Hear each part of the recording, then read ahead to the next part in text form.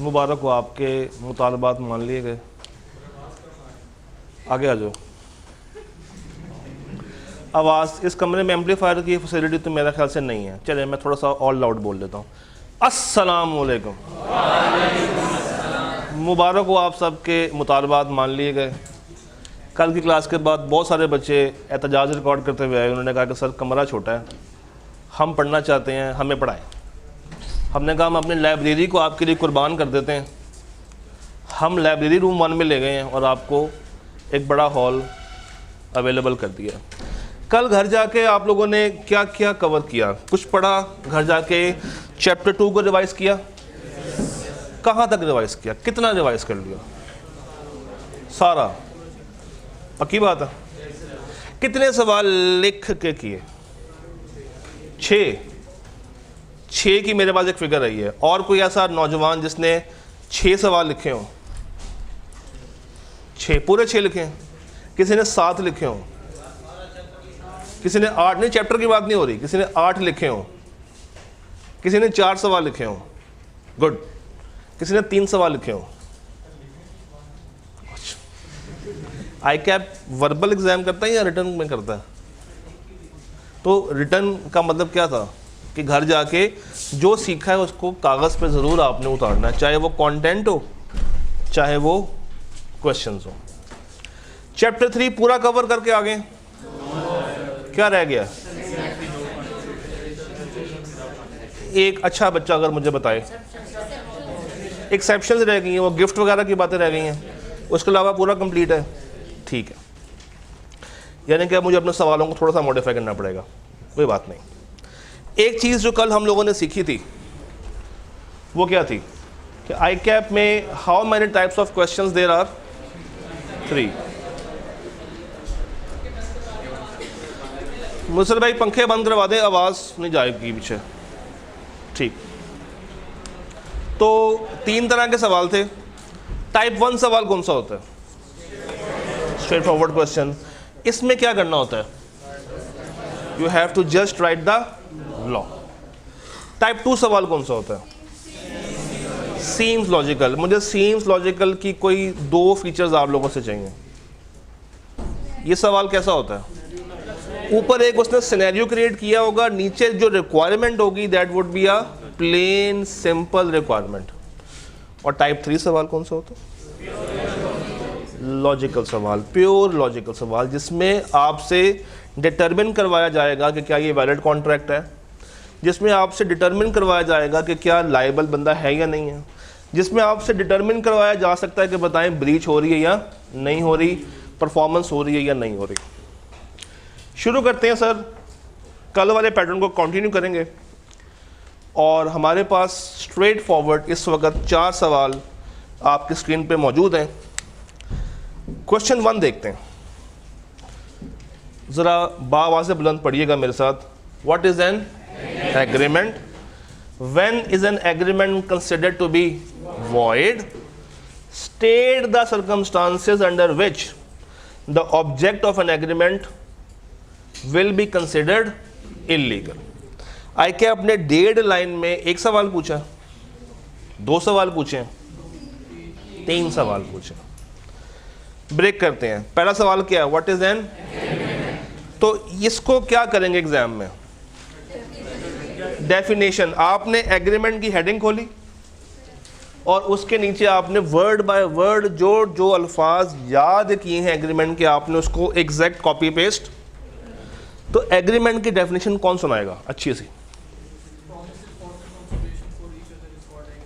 सुभान अल्लाह। और कोई भाई बहन? जी।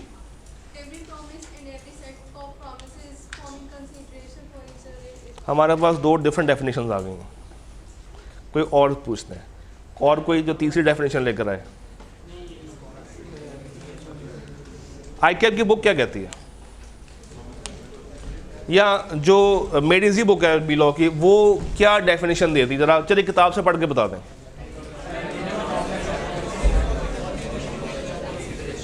कोई एक भाई अगर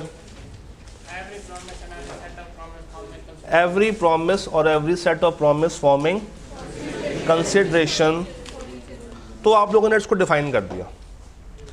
अच्छा 5 नंबर हैं, इसके कितने मार्क्स होंगे आपके ख्याल से? 1 नंबर, ठीक है। When is an agreement considered to be void, क्या पूछना चाह रहा है? Void agreement. तो वॉइड एग्रीमेंट को आप लोग कैसे डिफाइन करेंगे? एक ऐसा एग्रीमेंट जो कि बाय लॉ इन्फोर्सेबल नहीं होता। तो 1 नंबर के लिए आपने वो भी बता दिया। अच्छा, क्या इन दोनों को मैं एक सिंगल पैराग्राफ में करूं? नहीं, पहले आपने क्या लिखना है, उसके बाद वॉइड एग्रीमेंट। आगे आ जाएं, स्टेट द सर्कमस्टांसेस जहां पे इसको हम इलीगल करार दे सकते हैं। ये क्या पूछना चाह रहा है आपसे? टॉपिक कौन सा? कॉन्ट्रैक्ट तो कर ही रहे हैं, टॉपिक कौन सा? लास्ट वाला। कब एक एग्रीमेंट को हम लोग इलीगल बुनियादों पे वॉइड करार दे सकते हैं?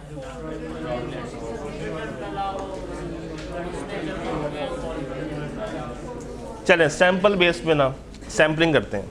आप में से कोई 4 बच्चे मैं चूज़ करूंगा और उनसे पूछूंगा, सर आपकी शर्ट का कलर बहुत प्यारा है, आप ज़रा हमें ये कुछ बातें बताएं। नहीं, हमारा पहला सैंपल रिजेक्ट हो गया। कोई और भाई जिनका शर्ट का कलर बहुत प्यारा हो, सर पर्पल आपने पहना होगा, आप ज़रा इस पर रोशनी डालें। हाँ, फॉरबिडन बाय लॉ आता है उसमें, ठीक है। आगे पूरा बोलो, पूरा बोलो। फ्रॉडुलेंट हो गया, ठीक है। और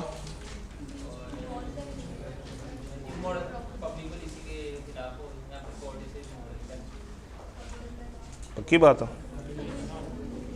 श्योर श्योर?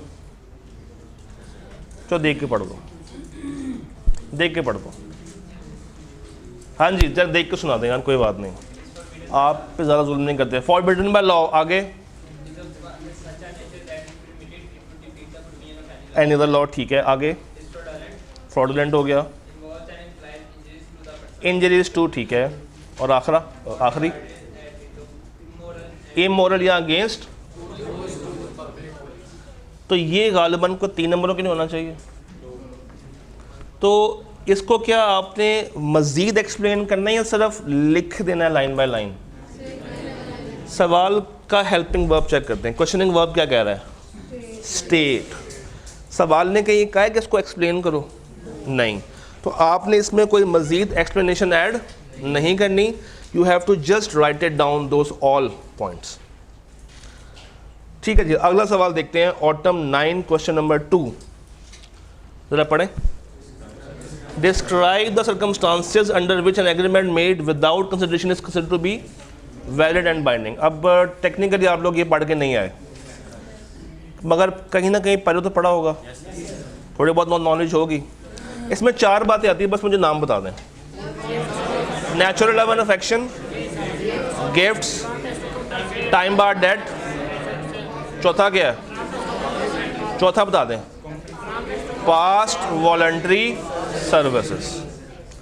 अब क्या यहाँ पे वो स्टेट कह रहा है, डिस्क्राइब कह रहा है? डिस्क्राइब से क्या मुराद है कि आपने पहले उसकी हेडिंग खोलनी है और उसके अंदर जितनी भी बातें हैं वो आपने वर्ड बाय वर्ड उसको लिख देना है। जैसे फॉर एग्जांपल वो गिफ्ट की बात कर रहा है, आपने गिफ्ट की डाली हेडिंग, फिर आपने बताया कंप्लीटेड गिफ्ट क्या होता है, डोनर वाली बात बता दी, राइटिंग में होना चाहिए, तो वो सारी बातें आपने लिख देनी। ठीक है जी। स्प्रिंग 22 का सवाल अगर आप लोग पढ़ें मेरे साथ।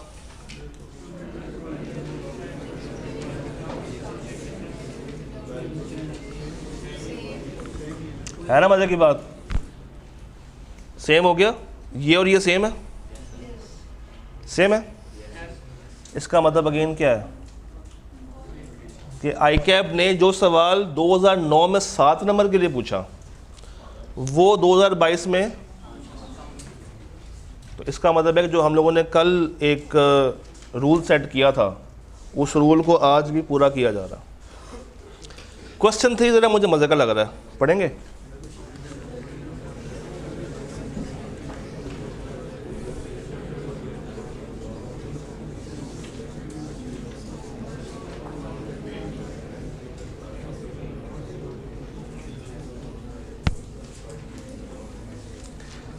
वो कहना ये चाह रहा है कि हर वो बंदा जो कि मेजर हो, अच्छा मेजर क्या होता है, 18 साल से ज़्यादा, और अगर अच्छा ये 21 वाली शर्त क्या थी, गार्डियन के केस में, तो एक बंदा मेजर कब होगा, जब वो 18 से ऊपर हो, उसका अगर पेरेंट्स जिंदा है, और अगर गार्डियन जिंदा है तो 21 से ऊपर। तो क्या एक मेजर बंदा कॉन्ट्रैक्ट में एंटर हो सकता है? ठीक है, उसके साथ एक और शर्त होती है कि उसको क्या होना चाहिए, साउंड माइंडेड, और एक ऐसा बंदा भी होता है जो कि मेजर भी हो और साउंड माइंड भी हो, मगर स्टिल वो कॉन्ट्रैक्ट नहीं कर पाता, डिस्क्वालिफाइड बाय। तो उसमें कितने आते हैं, 5 या 4? 4 या 5? 4। एक रो में 4 बच्चे अगर बैठे हों, सर 1 2 3 4, एक एक करके बता दो सारे।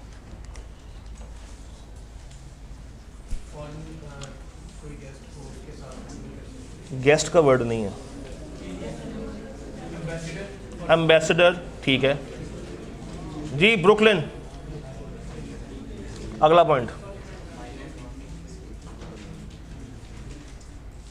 Disqualified by law. मेजर भी है, साउंड माइंडेड भी है, मगर वो फिर भी नहीं कर सकता, माइनर तो नहीं है ना। एलियन एनिमी, आगे इंसॉल्वेंट। एक और पॉइंट रहेगा, अब तो बता दो, कॉन्विक्ट। बताएं बताएं बताएं, दोबारा से एक और 4 बच्चों का सैंपल पिक करता हूं। 4 बैठे हैं, नहीं पिछले 4 जी, हाँ जी।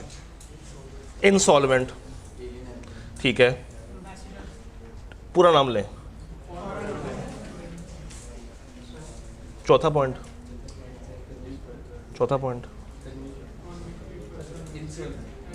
वो तो हो गया पीछे से, इंसॉल्वेंट। कन्विक्टेड पर्सन, ये कन्विक्टेड क्या होते हैं, मुल्जिम या मुजरिम? मुजरिम। अब देखें 2017 में 4 नंबर का ये सवाल है, और आपको पता है इसमें बच्चों ने ब्लेंडर क्या किया, कैन यू गेस? एक और लिस्ट भी दी हुई है तकरीबन ऐसे ही मिलती जुलती, वो कहाँ पे दी हुई है कि ये लोग भी कॉन्ट्रैक्ट में एंटर नहीं हो सकते? कुछ ज़हन में आ रहा? हाँ, बच्चों ने क्या किया, पिछली लाइन को इग्नोर मारा। ये मैं नहीं कह रहा है कि आपके एग्जामिनर कमेंट्स कह रहे हैं। बच्चों ने क्या किया, लिखा माइनर नहीं कर सकता, बच्चों ने कहा अनसाउंड नहीं कर सकता, हालांकि उसने सवाल में लिखा है कि माइनर भी नहीं है और वो अनसाउंड भी नहीं है। अब बताएं कि ऐसे कौन से लोग हैं जो कि कॉन्ट्रैक्ट में हिस्सा नहीं ले सकते। अब अगेन यहाँ पे काम क्या आ रहा है, दिमाग, और दिमाग में वो चीज़ जो कि आपने तैयारी करते हुए स्टोर की होगी, क्या वो आपको आई कैब में जाके भूलनी चाहिए? नहीं। आपने एक काम करना है, जब आप एग्ज़ाम देने के लिए जाएंगे ना, पहले घंटे में with in the first hour आपने 15 मिनट जो शुरू का रीडिंग टाइम है ना, उस 15 मिनट में कुछ नहीं करना, सिर्फ हाईलाइट कर लेने वो सवाल जो कि प्योर क्रैमिंग है, यानी कि टाइप 1 वाले। उसमें कौन कौन से आपको बाय डिफ़ॉल्ट मिल जाएंगे? चैप्टर 1 मिल जाएगा, लीगल सिस्टम, चैप्टर 16 मिल जाएगा, 17 18 मिल जाएगा, और हर चैप्टर का कोई ना कोई एक आधा रट्टे वाला सवाल आया होगा, जैसे ये आ रहे हैं, जैसे कल वाले सवाल थे। चैप्टर 15 जो है चेक्स वाला, वो भी तकरीबन रट्टे के बेस पे आंसर हो रहा होता है। पार्टनरशिप का चैप्टर 11 तकरीबन क्रैमिंग बेस्ड है, फिर आगे जाके 5 और 8 भी क्रैमिंग है, 9 10 भी क्रैमिंग है, अब 9 को मिक्स भी कर देता है, खैर तो 10 प्योर क्रैमिंग है। वो सवाल तलाश करके पहले घंटे में 30 से 40 नंबर अपने पक्के करने हैं। अगर आप वो पहला घंटा सरवाइव कर गए, 30 से 40 नंबर के आपने स्ट्रेट फॉरवर्ड क्वेश्चंस पहले घंटे में अपने आंसर शीट पे लिख लिए, यकीन मानिए आपको पास होने से कोई नहीं रोक सकता। क्योंकि देखें, सिंपल सी मैथ है, अज्यूम कर लेते हैं 35 नंबर का पेपर क्रैमिंग बेस्ड आ गया, टाइप 1 आ गया, 35 में से कितने ले सकते? 35 पूरे नहीं आएंगे। 25 से 30 के दरमियान आ सकते हैं। ऑन एवरेज 27 कर लो। चलें, अब पास होने के लिए कितने मार्क्स चाहिए? 23 चाहिए ना। 27 तो आ गए हैं। फिर आएगा टाइप 2। टाइप 2 भी कोई अराउंड 15-20 नंबर के सवाल होंगे।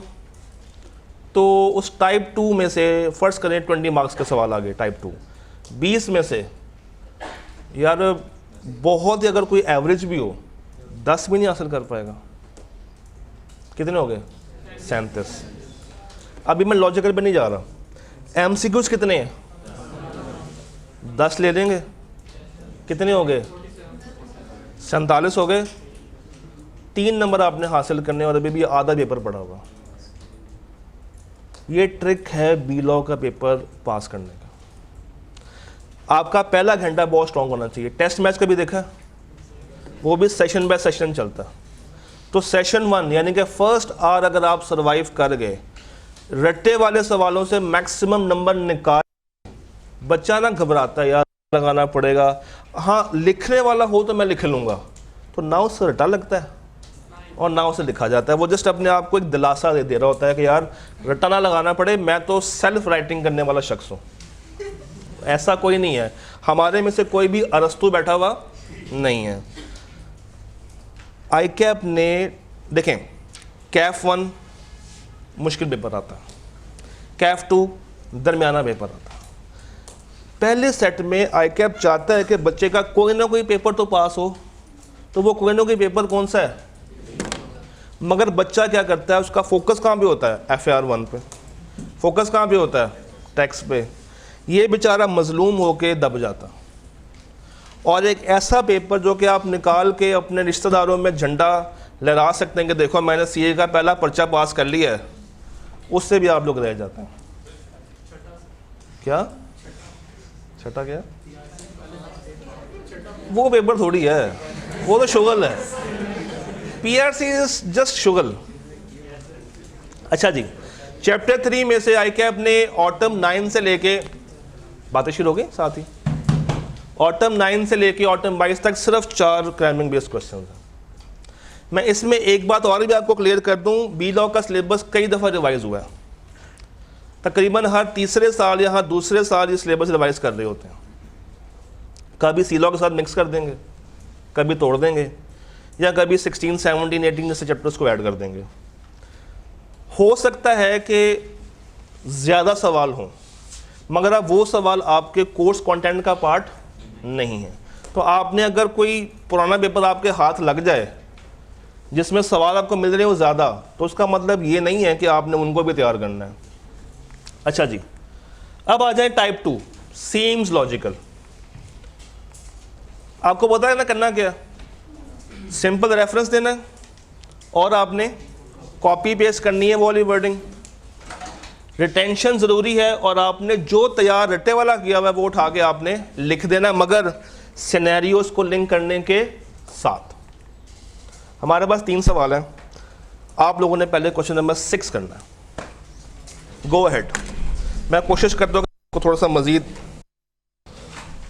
जूम ऑन वो कर सकूँ।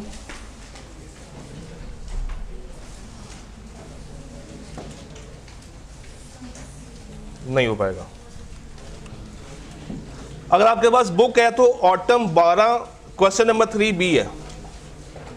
ऑटम 12 का क्वेश्चन नंबर 3B अगर आप बुक रखते हैं अपने हाथ में तो, एंड आई अज्यूम कि बुक होनी चाहिए वैसे आपके पास।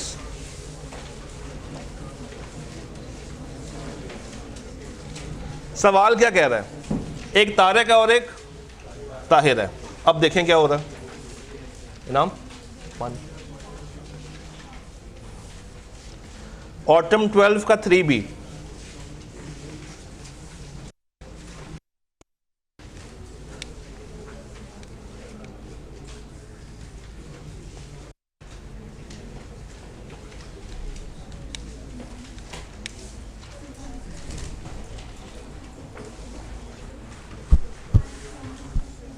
ये तकरीबन कल वाले एक सवाल से मैच कर रहा है। कल जो हमने देखा था 10% और 15% डिस्काउंट, तकरीबन वैसा ही बना हुआ है। सवाल ये है, तारिक प्रॉमिस टू पे Tahir for his services what ever the amount he thinks reasonable. जब पैसे दिए गए तो ताहिर ने कहा यार ये तो कम है, वो डिससेटिस्फाइड हो गया। बताएं क्या उसके खिलाफ केस हो सकता है? What is the reason? Consideration certain नहीं है। तो शुरुआत कैसे करेंगे? लॉ लिखें, as per the contract act given consideration in a contract must be certain. लिख दिया। अब आ जाए नीचे, as per the scenario, as per the, जो पार्टी कंसिडरेशन डिसाइड कर रही है वो सर्टन नहीं है, और सर्टन कंसिडरेशन एक वैलिड कॉन्ट्रैक्ट का अहम हिस्सा है। देयरफॉर ये कोई वैलिड कॉन्ट्रैक्ट नहीं बना, एंड चूंकि वैलिड कॉन्ट्रैक्ट ही नहीं बना तो कोई भी बंदा किसी को लायबल नहीं है और कोई केस नहीं किया जा सकता। क्वेश्चन नंबर 5 पढ़े। Autumn 11 question number 3C। Reference दे रहा हूं, ऑटम 11 क्वेश्चन 3C, अगर आपके पास बुक है तो।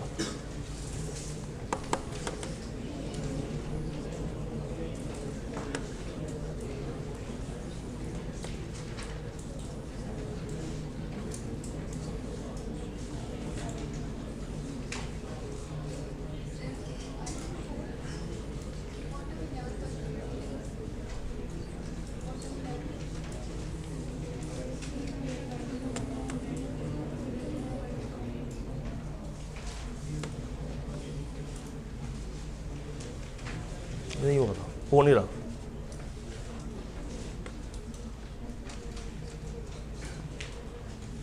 बुक है? बुक नहीं है। एक्स्ट्रा बुक है किसी के पास? किसी भाई के पास बुक हो जो कि पढ़ सामने से रहा हो, मगर बुक है, दे दो भाई को। नहीं नहीं, बस सवाल पढ़ना था, लिखवाऊंगा मैं अगला सवाल। हाँ जी, सवाल में क्या हो रहा है? एक बंदा बहुत मजबूर है, उसको पैसों की ज़रूरत पड़ी है। उसके पास एक बाइक है, बाइक की मार्केट वैल्यू क्या है? 50,000। उसने वादा किया, बल्कि ऑफ़र की दूसरे दोस्त के साथ कि यार मैं तुम्हें अपनी बाइक 10,000 की बेच दूंगा। बी ने एक्सेप्ट कर लिया ऑफ़र, मगर डिलीवरी देने से पहले उसने एक और दोस्त को वही बाइक 35,000 रुपये की बेच दी। अब आपसे मेरा पहला सवाल, क्या 2 बंदे हैं? अगला सवाल, क्या वैलिड ऑफर हुई है? क्या जिस दोस्त को पैसे चाहिए, ए को, जिसको वाकई में पैसे चाहिए, क्या बी ने जोर ज़बरदस्ती करके वो 10,000 रुपया डन करवाया है? इसका मतलब है कि फ्री कॉन्सेंट है। अच्छा, बाइक बेचना वैलिड है।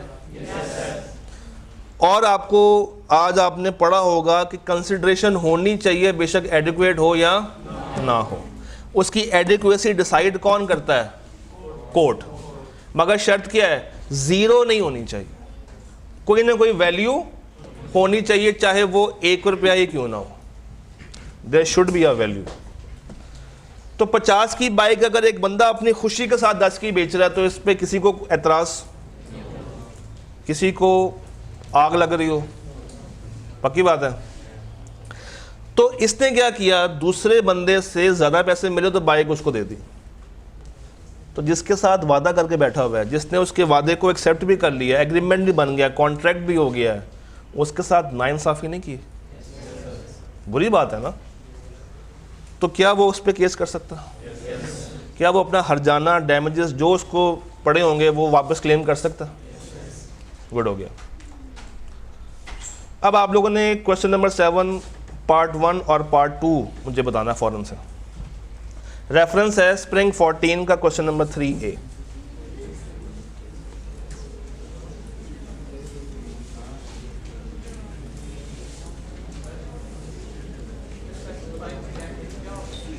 हाँ,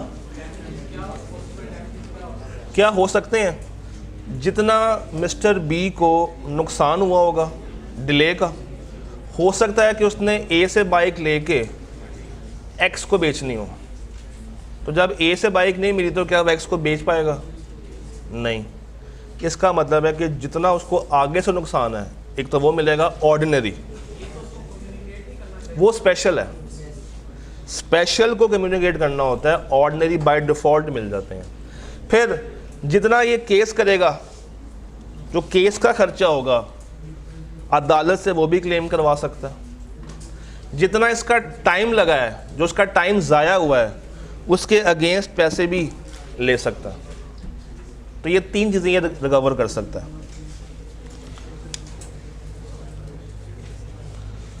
रहील प्रॉमिस टू, चलो मैं करवाता हूँ। इन February 14 एक बंदे ने प्रॉमिस किया दूसरे बंदे के साथ कि वो 3 लाख देगा against a debt of 5 lakh which was due for payment in मार्च।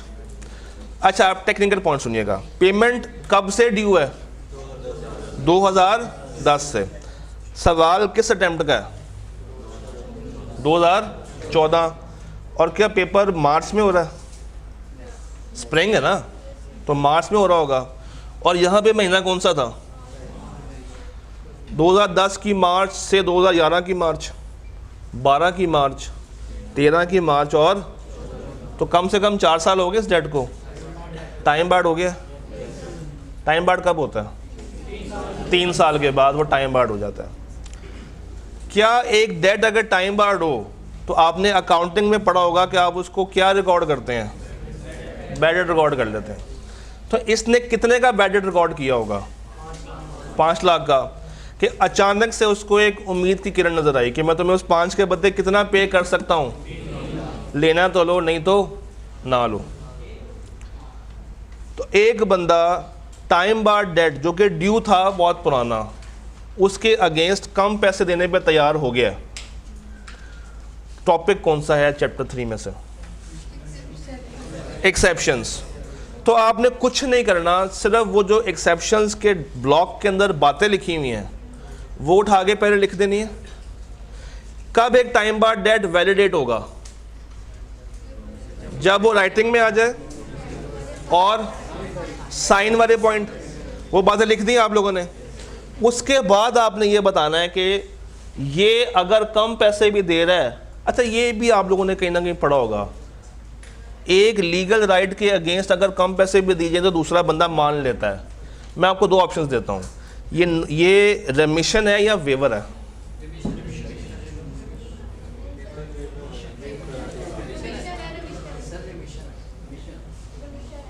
एक रूल जेन में रख लें, पैसा रुपीस किससे स्टार्ट होता है?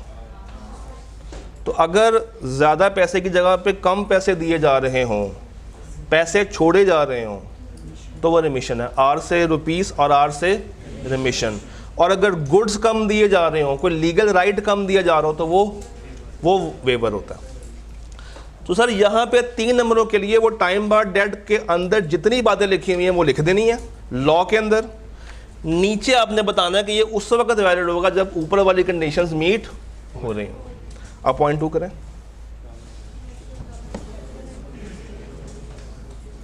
बस 3 सवाल रह गए इस चैप्टर में, सवाल ही कम है।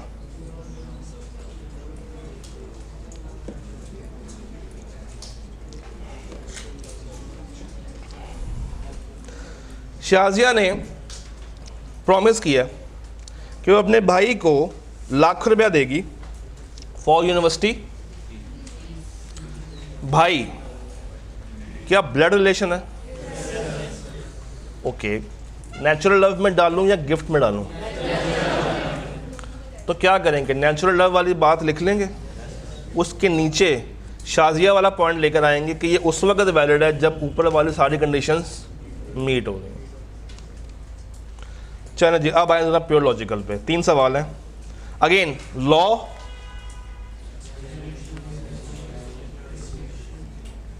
you have 10 minutes, write down the answer of autumn 16 question number 3b.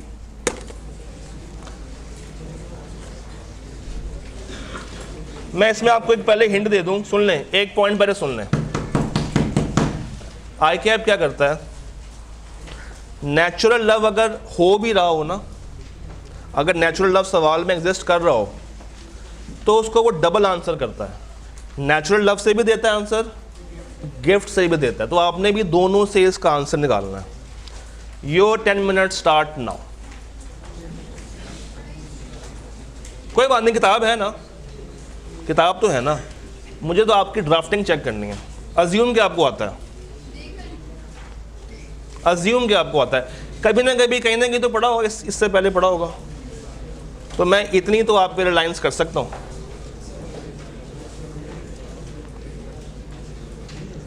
असल में जो एरिया आप छोड़ के आए ना उसके 4-5 सवाल थे, 50% तो वहीं से आता है।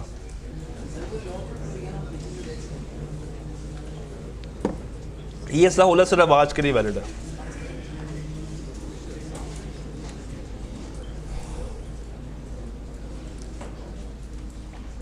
ये एक्सेप्शन सिर्फ आज के लिए है।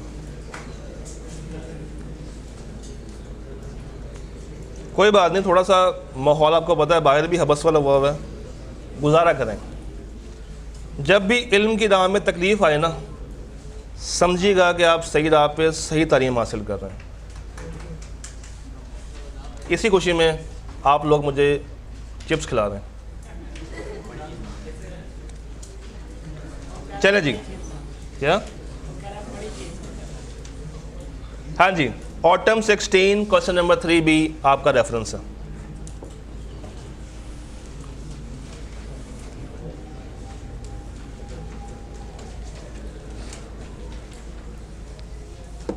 पता है इसका एक और फ़ायदा भी है, घर जाके आपको पढ़ना नहीं पड़ता या कम पढ़ना पड़ता है। जो चीज़ें आपने घर जाके 3 घंटों में करनी, हम लोग घंटे में कर जाते हैं, तो आप पे बर्डन कम हो जाता है। इसी बहाने आप R1 भी कर सकते हैं घर जाके, जो कि आपने वैसे करनी होती है।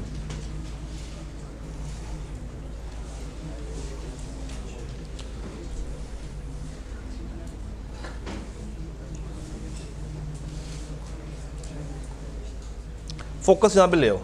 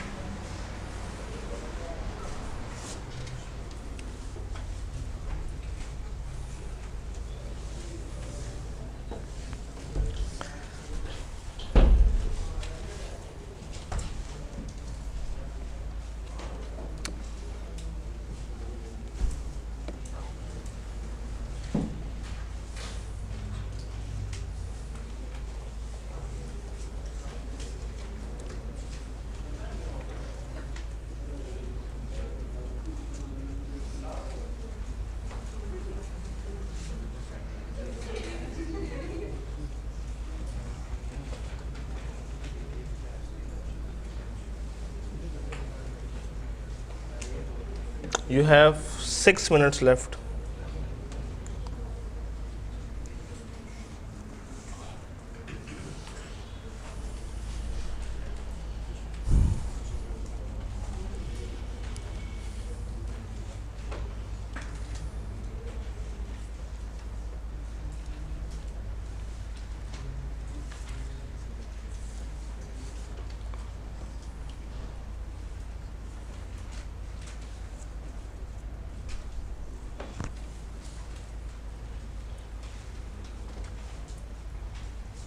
जितना हमने पूरे 5 महीने में लिखा है मैंने आपसे लिखवा देना उतने 12 दिनों में। ये सोच के आइएगा क्लास में।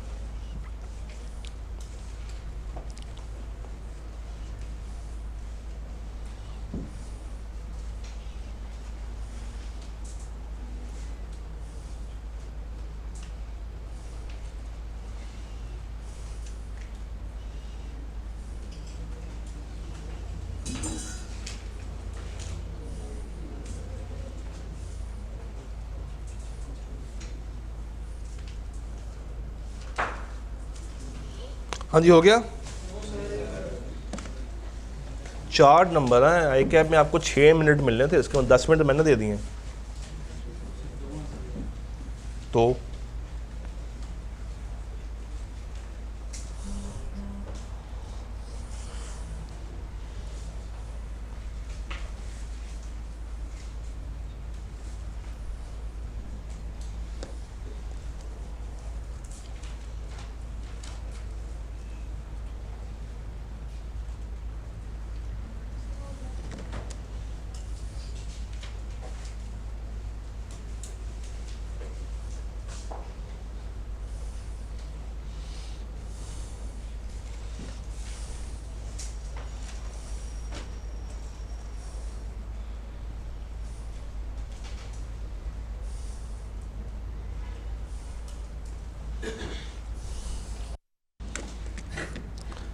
जिसका हो गया, अगर वो इनाम भाई ज़रा 2-4 वहाँ से ले आए, एक वहाँ से पकड़ लें बोन भाई का, 2-3 यहाँ से ले आइएगा।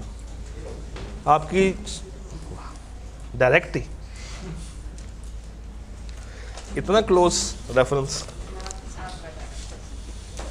एग्जाम में साथ लेके जाओ।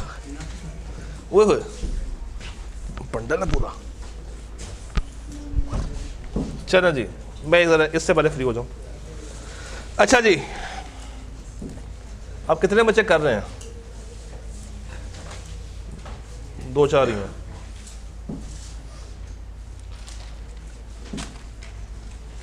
अच्छा जी, under the provisions of contract act 1872, it was a valid contract on the account of gift or natural love and affection between promiser and promisee. In the given scenario, Mrs. Ikram grandfather Nadeem made offer to on account of natural love and affection as a ठीक है. Now Nadeem cannot refuse to pay amount of 1 million, hence नहीं. सबसे बड़ा blunder जो आपने किया, आपने ना नेचुरल लव की बात पूरी बताई है, ना आपने गिफ्ट की बात पूरी बताई है। वो रिटर्न वाली बात ही नहीं बताई कि ये कब वैलिड हो सकते हैं। जो इनके अपने एसेंशियल्स हैं वो यहाँ पे आपने कहीं पे मेंशन नहीं किया। आप ये बताते हैं कि भाई on the ground of natural love ये चीज़ें पूरी होनी चाहिए थी, फिर ये वैलिड होता है।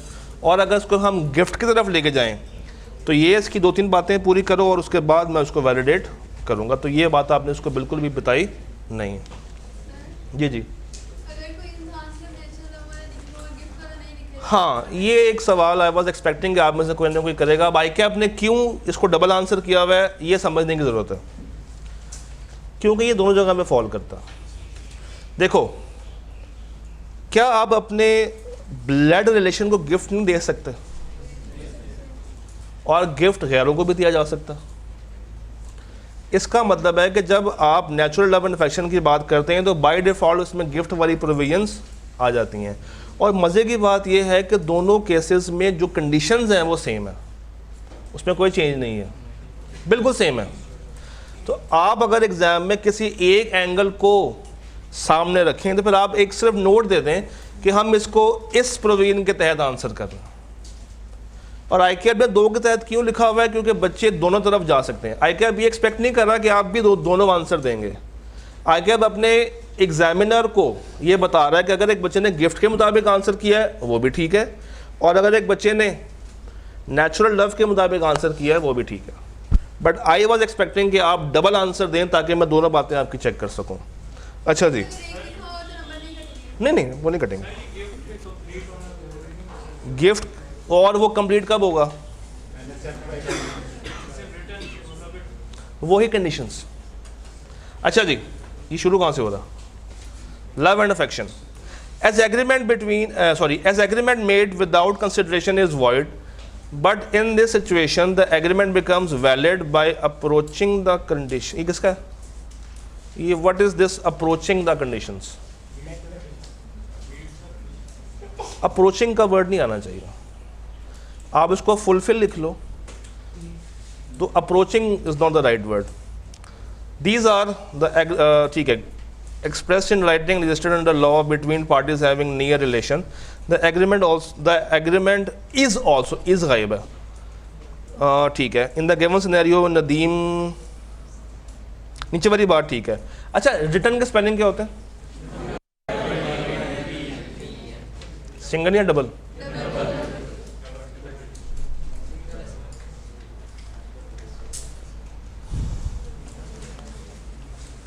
राइटिंग में सिंगल या डबल? राइटिंग में। ये किसका? अच्छा जी, agreement made on account of natural love and affection if it is, नहीं, it should be agreement made on account of natural love and affection. कि आगे बताओ तो सही कि ये कब वैलिड होगा। Will be valid if it is, तो वो वैलिड वाली पॉइंट आप खा गए। Made in writing, made on account of natural love, ठीक है। Registered in law, made between parties, जो कि नियर रिलेशन में, ठीक है।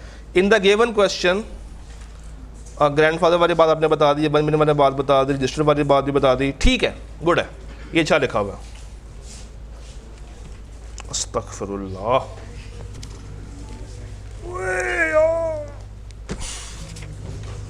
यहाँ तो ये रोस्टरम गिरेगा। चले, कोई बात नहीं। Agreement made on account of natural love and affection, ठीक है। राइटिंग में हो, रजिस्टर्ड हो, पार्टीज का नियर रिलेशन हो, इकराम वाली बात आपने कर दी है। ये किसका है? बोलो खोई पे, ये किसका है यार? ये किसका है? अपनी राइटिंग कौन पहचानता है? खलाई मखलूक का तो नहीं, किसी न्यूट्रल पार्टी का तो नहीं है। मैं काउंटडाउन करूंगा, अगर किसी ने हाँ में इसका आंसर ना दिया तो ये मेरा है फिर आज से। 3, 2, 1। ये है किसका है? उसामा शौकत, नाम भी उसामा है। चैप्टर 8 में याद है एक कॉन्सेप्ट होता है, नहीं, फाइंडर ऑफ। तो मैंने आपको ढूंढने की बहुत कोशिश की, आपने सर जी इंक्वायरी के स्पेलिंग बता दें। इंक्वायर के स्पेलिंग क्या होंगे? कल भी यही मसला आया था। जो उन्होंने की थी गलती, आज आपने वही मिस्टेक की, बाकी लिखा अच्छा हुआ जी। अच्छा जी, एक और सवाल करते हैं, उसके बाद बाकी सवालों पे आऊँगा। हाँ जी, कभी कभी आएगा बहुत ही ज़्यादा जज्बाती हुआ ना तो नमक काटता है। As per the contract act 1872 agreement made on completed gift, ये क्या लगी, किसका है? चलो अब ये भी नहीं मिलेगा मुझे, ये किसका है भाई? एक सेकंड, कौन है सर जी? आपने क्या लिखा है मुझे पढ़ के बताता हूँ। Agreement made on completed gift, gift or property, ये दो गिफ्ट आपने तो इकट्ठे कर दिए हैं, कोई जस्टिफिकेशन नहीं है। Gift or property given, property तो नहीं है, गिफ्ट कभी भी प्रॉपर्टी में होता है या और भी चीज़ें गिफ्ट कर सकते हो, तो प्रॉपर्टी वाला वर्ड गलत है। Any gift without consideration is valid when it is completed, transferred, written and registered. However, Mrs. Ikram would be able to recover the amount from Nadeem. Nadeem का N आपने small लिखा हुआ है, मैंने कल भी ये कहा था कि should be capital. If gift are completed, gift के साथ is लगाओ या gifts लिखो, और transferred, written and registered. आपने भी एक गलती की जो मैंने कल आपको बताया था, ये सिंगल पैराग्राफ में लिखा हुआ। अब जब एक चीज़ सिंगल पैरा में आ गई ना, मैं डिस्टिंग्विश नहीं कर सकता कि लॉ कहाँ पे है, एक्सप्लेनेशन कहाँ पे है और डिसीजन कहाँ पे है। किस तरह लगाएंगे? पैराग्राफ में लगाएंगे यारो, तो उस तरह बेशक लगा लें, ये हेडिंग खोल लें, एक पैरा ना करें, नहीं एक पैरा ना करें, हेडिंग खोल लें आप सिंपल, हाँ लाइन छोड़ दें। अच्छा जी, बाकी सवालों में मैं बाद में आता हूँ। मुझे बताइए क्वेश्चन नंबर 9, क्या ऊपर वाले की कॉपी लग रही है आपको? जरा पढ़ें। स्प्रिंग बीस का 3B, स्प्रिंग बीस का 3B, ऊपर इकराम है, नीचे मुनीर है, ऊपर ग्रैंडफादर का रिश्ता है, नीचे चाचे का रिश्ता या ताए का रिश्ता होगा, ऊपर 1 मिलियन है, नीचे 2 मिलियन है। आप मुझे बताएं क्या नंबर भी सेम है और करीब करीब के हैं? 17 पूरा गुजरा होगा, 18 पूरा गुजरा होगा, 19 पूरा गुजरा होगा, पूरे 3 साल गुजरने के बाद आके ने सवाल रिपीट किया। पूरे 3 साल गुजरे और आके अपने सवाल उठा के रिपीट कर दिया। अच्छा जी सर जी, आपने क्वेश्चन नंबर 11 मुझे बताना है, जिनके तो कागजात मेरे पास आ चुके हैं वो दिमाग में कर लें, जिनके कागजात नहीं आए वो लिख लें, मैं तब तक इनको वेरीफाई कर दूं। क्वेश्चन 11 आप लोगों ने करना, यू हैव 5 मिनट्स। ये हो गया था, ये दे दो यार, ये किसका था?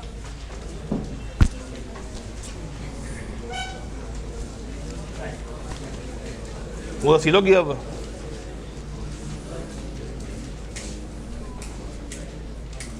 ये कोर है या केस है? मुझे पढ़ने में कोर लग रहा है ये।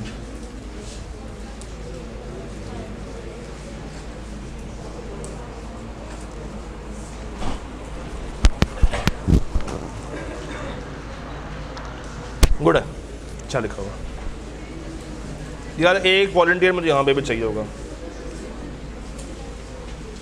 ये किसका था? हो। सर जी कॉन्ट्रैक्ट अगर आप लिख रहे हैं तो बड़ा, सी भी बड़ा और ए भी बड़ा।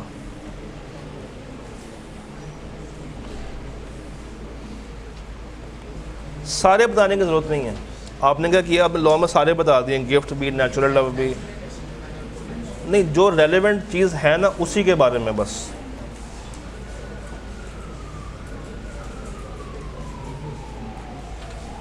नीचे ठीक है, बस ऊपर वाला सही कर लें यार। ये पीछे बात करना 1000 साल पीछे। ये किसका था आपका?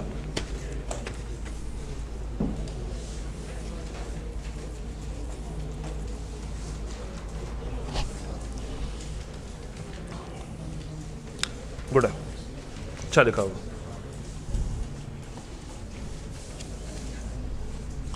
ये किसका था?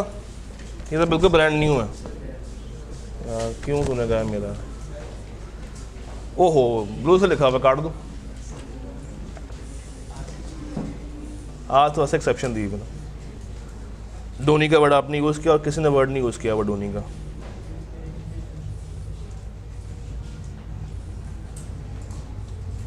हेडिंग दे दो, हेडिंग, बाकी ओके।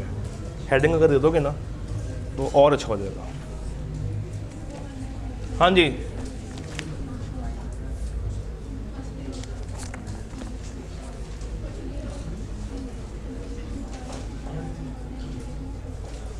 अंडर लॉज नहीं, अंडर लॉ किसका था? हाँ जी, ये सवाल हो रहा है। ये क्या है? ये लिखा हुआ है, लेकर आओ जरा मेरे पास। वहीं रख, वहीं रख, वहीं रख, ये लेकर आ। ये चेक करें ज़रा। ये मुझे एक प्रेम पत्र आया, मतलब लेवल चेक करें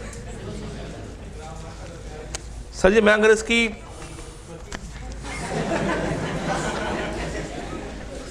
मैंने तो कुछ कहा ही नहीं। ये है किसका वैसे?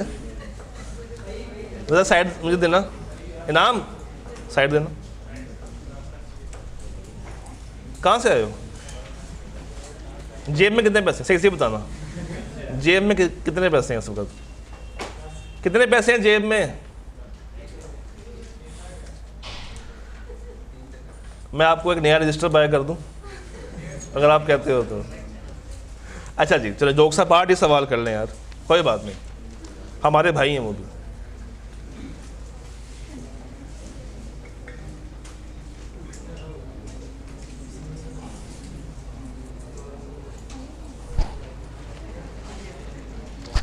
आ गया ना?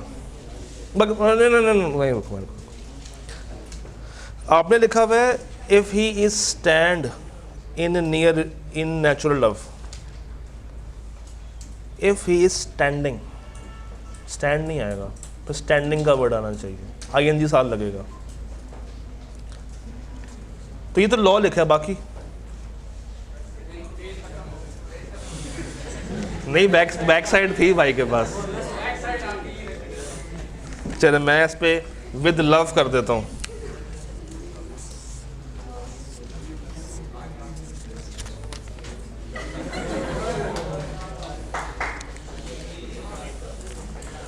अच्छा जी, मैं इस पर था बेसिकली किसका? ये तो हो गया सच, ये था ना पीछे।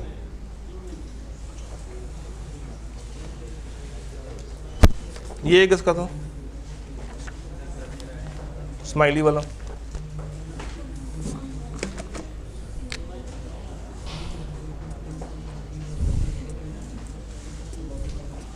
लिखा अच्छा है मगर हेडिंग्स खा गए हो, तो फील ये आ रही है कि ये सिर्फ एक पैराग्राफ है। फील ये आ रही है कि ये सब कुछ इकट्ठा लिखा हुआ है। अब अगर 4 नंबर वाला सवाल हो तो मैं शायद 2 से ऊपर ना जाऊं। और यही अगर आपने खूबसूरत किया होता, हेडिंग 3 जगह पे उसको बताया होता, लॉ अलग करते, वो अलग करते, तो शायद मैं फिर आपको 3.5 दे रहा होता। लिखा अच्छा था, ये मानना पड़ेगा।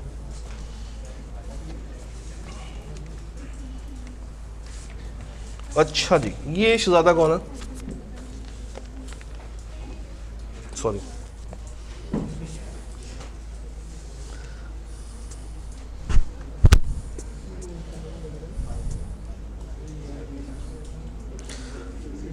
लाइन स्पेसिंग आपने भी उसको इकट्ठा जोड़ दिया। लिखा माशाल्लाह बहुत अच्छा है, बट अगर आप उसको एक स्पेस डाल के अलग कर देती तीनों चीज़ों को तो इट कैन बी मज़ीद बेटर। इनाम? हाँ जी, सवाल हो गया। डिस्कस करते हैं, पहले डिस्कस कर लेते हैं। ये वाली वापस से ये वो मैं कर रहा हूँ। Rahim Khan is a software engineer who runs his own IT firm. He engages many ये फ्रीलांसर क्या होता है? ये फ्रीलांसर क्या है? सुना तो आपने बहुत ज़्यादा है कि हम लोगों ने फ्रीलांसिंग करनी है, लोग इससे इतने डॉलर्स कमा रहे हैं, ये है वो है। घर वाले भी कहते होंगे बेटा किस काम में पड़ गए हो, जब कुछ कमा के दो हमें। ये क्या होती है फ्रीलांसिंग? ऐसा बंदा जो कि अपनी सर्विस ऑफर कर रहा है मगर वो उस कंपनी का एम्प्लॉई नहीं, तो प्रोजेक्ट बेस्ड काम हो रहा है बेसिकली। अच्छा, इसकी एक सॉफ्टवेयर इंजीनियरिंग फर्म है, आईटी फर्म है, जिसमें उसने बहुत सारे बच्चों को बिठाया हुआ और उनसे काम ले रहा है एज अ फ्रीलांसर। तो उनको डिफरेंट प्रोजेक्ट्स पर लगा देता है। While teaching at the institute, Rahim को एक शख्स मिला, उसका नाम था उसामा, यू के साथ, with specialized graphic designing skills. He collaborated with Osama and submitted a website designing proposal to a prospective. एक बंदा मेजर है, इसका नाम क्या है, और ए कौन है? रूल सिंपल बता दें, अगर एक कॉन्ट्रैक्ट में दोनों हो तो किसके अगेंस्ट मैं उसको इन्फोर्स कर सकता हूं? सिर्फ और सिर्फ। अच्छा जी, आगे क्या कह रहा है? She like the proposal and offered Rahim and Usama to design the website for ₹5 lakh, जिस पे दोनों एग्री हो गए। Rahim and Usama lied to Farah that Usama is 18 years old, हालांकि वो था नहीं, वो था माइनर, और अभी उसकी 18वीं सालगिरह आने में कुछ महीने हैं। बताएं क्या फरा एनफोर्स करवा सकती है अगेंस्ट बोथ? फरा के लिए लाइबल कौन है और रहीम के लिए लाइबल कौन है? किन किन को लगता है कि उसामा लाइबल है? उसामा लाइबल यहाँ पे क्यों? वो माइनर। अब ये कर ले, तब तक मैं बाकी मुकाऊं।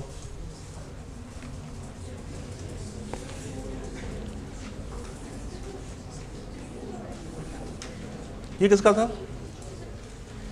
ये किसका?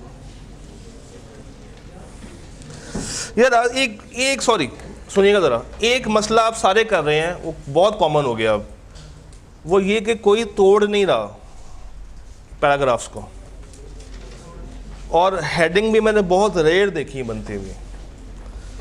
तो अगर आपने हेडिंग नहीं भी देनी तो एटलीस्ट उसको 3 अलग अलग पैराग्राफ्स में तोड़ दें ताकि डिफ्रेंशिएट तो किया जा सके कि वो क्या लिख रहे हैं और क्या नहीं लिख रहे हैं। ये आपका था, लिखा अच्छा है। अब अगेन इनका भी सेम था, उनका भी सेम था, उनका भी सेम था, और आपका भी सेम है, लिखा अच्छा है, मगर मार कहाँ पे खा रहे हो? प्रेजेंटेशन में खा रहे हो। SBA की डेट भी मैं चेक नहीं कर रहा, तो मतलब रात को भी चेक कर लूँगा, रात 2 बजे। प्रोविजन ऑफ लॉ, ये किसका था?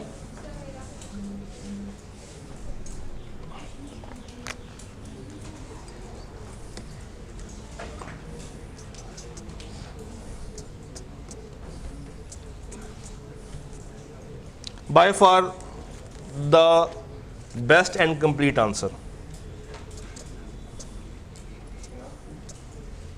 इनाम आपने काम करना, एक सेकंड, इसको स्कैन करके, और आप लोग ग्रुप में तो है ना, इसको स्कैन करके ना, आप ग्रुप में नहीं हो मेरे ख्याल से, हो दोनों में हो, इसको ग्रुप में डालना आफ्टर स्कैनिंग। ये by far the bestest answer I have received. अच्छा जी, मेरे पास ये कागज़ आया था,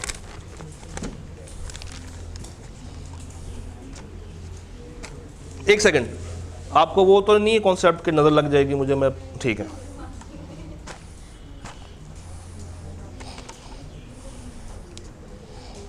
ये टॉर्चर कौन है? टॉर्चर लिखा हुआ आपने, अब टू रिकवर बिल्कुल लग रहा है कि टॉर्चर लिखा हुआ। ये है आपका?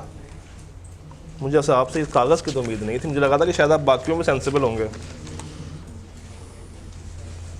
ठीक है अच्छा, इसका क्या करूं? ये तो वापस करके आओ यार, दिल वाले भाई का। हाउला वला कुव्वत। हाँ जी, हो गया सवाल? हो गया स्प्रिंग 21? कौन बता रहा है? हाँ जी, कौन बता रहा है spring 21? Who is there to let me know the answer? Anyone? जो एक्सप्लेन भी करेगा, समझाएगा भी और बताएगा भी। आप में से कोई ऐसा हो जो कि इतनी हिम्मत रखता हो? बिस्मिल्लाह करें सर। आप स्टेज पे आ जाएंगे? आज स्टेज पे आ जाएं, यहाँ पर आए। आवाम आपके सामने बैठी हुई है, आज जो कहना कह दें, कुछ और ना कह देना।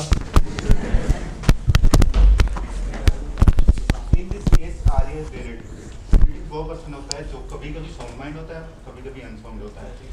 ये है कि आलिया जो है ना, आलिया ने पहले प्रॉमिस कर लिया, अगर जो बंदा ना अनसाउंड और साउंड दोनों यूनिटिक हो जाएंगे, तो जिस वक्त वो साउंड माइंड है ना, तो वो अगर कोई कंट्रैक्ट करेगा ना, तो वो कंट्रैक्ट सही माना जाएगा। अगर वो अनसाउंड है या एडमिटेड है, जैसे उसने बाद में एडमिट हो गया हॉस्टल में, तो तब अगर कोई कंट्रैक्ट करेगा तो वो नहीं माना जाएगा। तो इस वक्त जो है ना, आलिया ने जो कॉन्ट्रैक्ट कर लिया वो कर लिया, हम इसलिए उसको वैलिड मानेंगे। और लिखेंगे कैसे? सबसे पहले बताएं मैं क्या करूंगा। सबसे पहले हम ला की वो उस पर ओपिनियन को देंगे कि साउंड और अनसाउंड की ल्यूनेटिक की एक्सप्लेनेशन थोड़ी सी। सवाल ने क्या ये बताया कि ये ल्यूनेटिक है? सवाल नहीं इन्फॉर्म कर रहा, लेकिन वो थोड़ा सा घुमा फिरा के दे ही रहा है। तो हो सकता है कि ये स्पेसिफिक पर्सन हो, इडियट हो। स्पेसिफिक पर्सन होता है तो वो बाद में क्यों जाता है कि अगर वो एडमिट हो गई है बाद। और हो सकता है कि ये ड्रंकन वाली साइड पे जा रहा हो, ड्रंकन वाली साइड पे जा रहा हो। ड्रंकन वाली साइड पे कैसे? उससे पहले वो एक्सप्लेन करता है ना इस चीज़ क्या कि वो शराब पीती है? वो थोड़ा सा बताता है ना उस बारे में। बैठो। देखें, जब आपको ये टॉपिक पढ़ाया जाता है ना, सुनिएगा गौर से, जिस टाइम पे ये टॉपिक आता है ना अनसाउंड माइंड वाला, हम 3 चीज़ें बताते हैं आपको। पहली क्या होती है? स्पेसिफिक। सवाल ने ये तो क्लियर कर दिया कि ये स्पेसिफिक नहीं है, बट जो अगले 2 कॉन्सेप्ट्स हैं ना, पहला वाला कौन सा है? ल्यूनेटिक। और सेकंड कौन सा है? एक और वर्ड है ड्रंकन के साथ, डिलीरियस फ्रॉम फीवर। ये दोनों सिनेरियोज ऐसे हैं कि सवाल अगर तो ओपन है, फिर आपको ना चाहते हुए भी दोनों बातें बतानी चाहिए, क्योंकि दोनों केसेस में कॉन्ट्रैक्ट कब माना जाएगा और बर्डन ऑफ प्रूफ किस पे आएगा, ये फ़र्क हो जाता है। मैं कुछ बताना चाह रहा हूँ, आप लोग पहुँच पा रहे हैं? या बना दूँ यहाँ पे डायग्राम? बना दूँ? क्या हम वो वाली साइड कैप्चर कर सकते हैं? क्या मैं वहाँ तक जा सकता हूँ? जगह ही नहीं है, यहाँ पे बना देता हूँ। इनाम भाई, एक डस्टर मुझे चाहिए होगा। इनाम, डस्टर पकड़ना। कहाँ पड़ा हुआ? क्या? वो वापस कर दिया, उसका दिल था यार उस।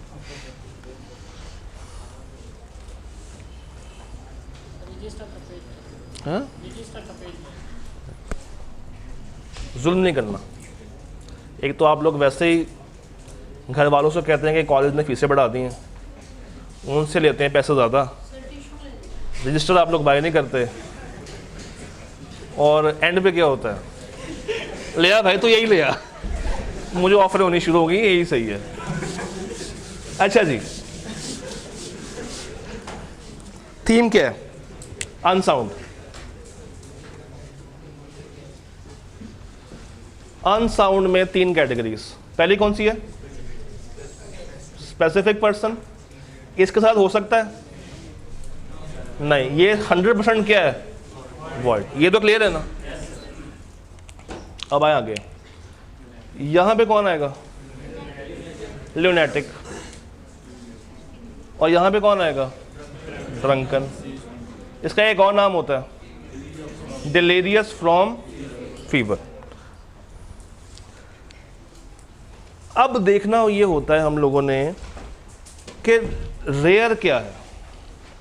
एक बंदा ल्यूनेटिक उस वक्त होता है जब मोस्ट ऑफ द टाइम वो पागल हो और लेस ऑफ द टाइम वो पागल ना हो। तो इसमें सबसे कम चीज़ क्या है कि वो पागल नहीं है। अगर मैंने इसके साथ कॉन्ट्रैक्ट करना है तो मैं कौन सा टाइम तलाश करूंगा, और ये साबित कौन करेगा? इसके फैमिली मेंबर्स या इसका डॉक्टर। तो बर्डन ऑफ प्रूफ किस पे जाएगा? इसके डॉक्टर पे जाएगा या इसके। देखिए, अगर मुझे इसके साथ कॉन्ट्रैक्ट करना है तो जब मैं इसके घर जाऊंगा तो सबसे पहले जाके किससे मिलूंगा? इसके पेरेंट्स से या इसकी वाइफ से या इसके डॉक्टर से, और कहूँगा यार मुझे इसके साथ कॉन्ट्रैक्ट करना है, बताओ अभी इसकी मौजूदा कंडीशन क्या है, क्या ये पागल है या पागल नहीं है। इसका मतलब है कि अगर वो मुझे कह रहा है पागल नहीं है तो अदालत में साबित भी कौन करेगा? वही करेगा कि उस वक्त वो पागल था या पागल नहीं था। अब आ जाए यहाँ पे, रूल इसमें ये है, चलें एक आसान मिसाल से लेकर चलता हूँ। मेरे बारे में मेरा दोस्त जाके मेरे घर वालों को कहता है कि ना उसामा जो है ना वो सिगरेट पी रहा था, और मेरे पेरेंट्स को पता है कि मैं सिगरेट नहीं पीता। तो मेरे पेरेंट्स क्या उसकी बात पे यकीन कर लेंगे? नहीं। वो मेरे पे क्या लगा रहा है? इल्ज़ाम लगा रहा है, बहतान लगा रहा है। मेरे पेरेंट्स का पहला सवाल क्या होगा? तुम साबित करो कि अगर तुमने उसामा को सिगरेट पीते देखा है तो कहाँ देखा है, क्या कोई तस्वीर वगैरह है, कोई वीडियो है, साबित करो। यहाँ पे साबित कौन कर रहा है? ऐसा बंदा जो कि क्या लगा रहा है, जो इल्ज़ाम लगा रहा है। और वहाँ पे साबित कौन कर रहा है? उसका फैमिली मेम्बर या उसका डॉक्टर। तो ये दोनों में फ़र्क है। ड्रंकन और डिलीरियस में बंदा मोस्ट ऑफ द टाइम सही होता है और कम टाइम ख़राब होता है। अब इस सवाल पे आए। Aliya agreed to sell her jewels to Salma at a discounted price. However on the next days जब सलमा डिलीवरी लेने आई तो आलिया का जो भाई है, बीइंग द कस्टोडियन, उसने उसको देने से मना कर दिया और ये कहा कि आलिया को कहाँ पे ले गए हैं। Therefore, her earlier agreement to sell the jewels was not। सवाल ने ये नहीं बताया कि हम इसको यहाँ रखें या इसको यहाँ रखें। तो आपने ये दोनों बातें करनी हैं। आई कैप का अगर मैं आपको सोल्यूशन दिखाऊं तो ज़रा देखें। आलिया का भाई जस्टिफाई कब है? जब Alia was not capable of understanding और वो एक रैशनल जजमेंट पास नहीं कर सकती। अब मज़े की बात है कि चाहे वो ल्यूनेटिक हो और चाहे वो ड्रंकन हो, दोनों में सेम बातें होती हैं, क्योंकि दोनों केसेस में वो बंदा इस काबिल नहीं होता कि वो कॉन्ट्रैक्ट को अंडरस्टैंड कर सके, और वो बंदा इस काबिल भी नहीं होता कि वो एक रैशनल जजमेंट पास कर सके। What is rational judgement by the way? Contract को समझ के अपने इंटरेस्ट को सामने रखते हुए उसको एक अच्छी राय देना। If Alia is usually of unsound mind. देखिए, सवाल ने घुमा दिया। सवाल ने ये नहीं बताया कि हम ल्यूनेटिक की बात कर रहे हैं, सवाल ने ये भी नहीं बताया कि हम ड्रंकन की बात करें। उसने एक सिंगल वर्ड पकड़ा जो इसका जेनेरिक वर्ड है, वो क्या है? अनसाउंड। उसने कहा कि अगर आलिया नॉर्मली अनसाउंड है मगर ओकेजनली क्या है, कहाँ पे आएगा? कहाँ पर आएगा? दोबारा देख लें। यूजुअली अनसाउंड है तो इसमें साबित कौन करेगा? भाई, उसका फैमिली मेंबर साबित करेगा कि क्या, कि जिस टाइम पे उसने सलमान के साथ कॉन्ट्रैक्ट किया था उस वक्त वो क्या थी? पागल थी। तभी तो वो ज्वेलरी होल्ड कर सकता है। अदरवाइज अगर वो साबित ना कर पाया तो ज्वेलरी सलमा को देनी पड़ जाएगी। She may enter into a contract when she is of sound mind. However, if she was of unsound mind, the whole agreement would be void.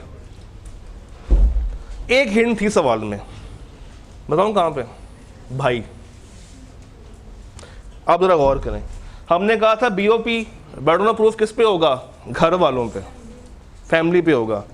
और यहाँ पे जो इल्ज़ाम लगा रहा है, अब इल्ज़ाम लगाने वाला फैमिली में से हो भी सकता है, और मगर इस केस में फैमिली मेंबर या डॉक्टर वगैरह शामिल होंगे। क्या ज़्यादा